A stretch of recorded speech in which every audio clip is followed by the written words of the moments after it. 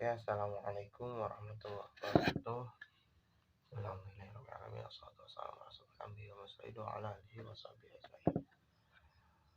Sebelumnya izin memperkenalkan diri, nama saya Pamli Bustami. Saya dari MAN Purwakarta dan dari kelas 11 IX1. Oke, di sini saya akan sedikit menjelaskan mengenai kualitas penduduk dan indeks pembangunan manusia.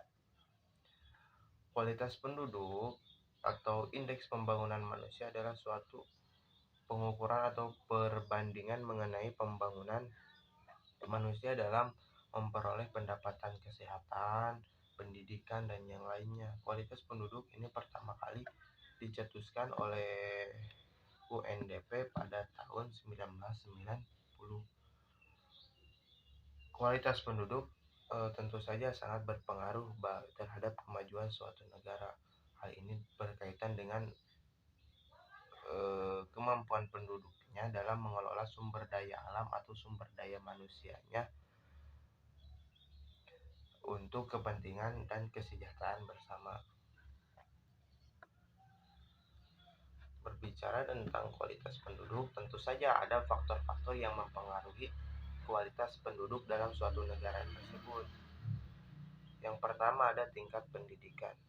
Tingkat pendidikan ini memegang penting dalam menentukan kemajuan suatu bangsa. Kualitas pendidikan yang baik akan melahirkan juga siswa atau siswi dengan berbagai kemampuan yang akan kemudian melahirkan adanya perkembangan ilmu pengetahuan dan teknologi. Tentu semakin tingginya tingkat pendidikan di suatu negara, maka akan meningkat pula kemampuan penduduk dalam mengelola sumber dayanya sendiri. Lalu tingkat pendidikan juga memiliki kaitannya dengan pembangunan, karena ketidakmerataannya pembangunan di suatu negara atau di suatu daerah itu memungkinkan untuk rendahnya pendidikan di suatu negara tersebut, karena tidak adanya sarana atau prasarana yang menunjang untuk pendidikan tersebut. Contohnya di suatu daerah Indonesia kan masih terdapat daerah-daerah yang susah sekali untuk berangkat sekolah. Nah, itu kan masuk ke dalam indeks pembangunannya, karena sarana dan prasarananya tidak mendukung, kemudian jadi tidak menunjang pendidikan dalam suatu negara tersebut. Nah, itu silakan diperbaiki. Kemudian ada tingkat pendapatan penduduk. Yang kedua ada tingkat pendapatan penduduk. Tingkat pendapatan penduduk dapat diukur melalui besar kecilnya pendapatan per kapita suatu negara. Pendapatan per kapita itu adalah pendapatan rata-rata setiap tahun.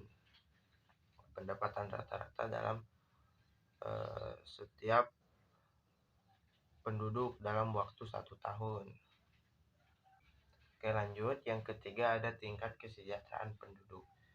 Indonesia termasuk negara yang memiliki tingkat kesejahteraan penduduk terbawah di dunia.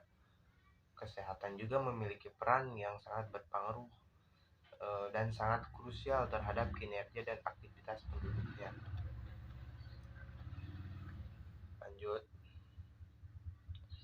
Kemudian ada indeks pembangunan manusia.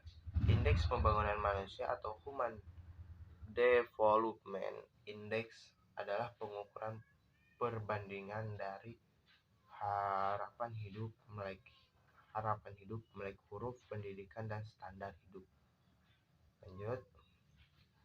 Berbicara tentang IPM atau indeks pembangunan manusia, tentu saja kita harus mengetahui apa sih itu indeks pembangunan manusia tersebut.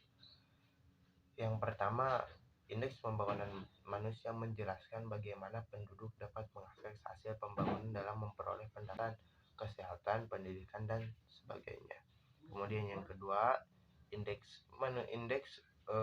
pembangunan manusia diperkenalkan oleh UNDP pada tahun 1990 dan dan dipublikasikan secara berkala dan laporan tahunan atau Human Developer Report atau HDR.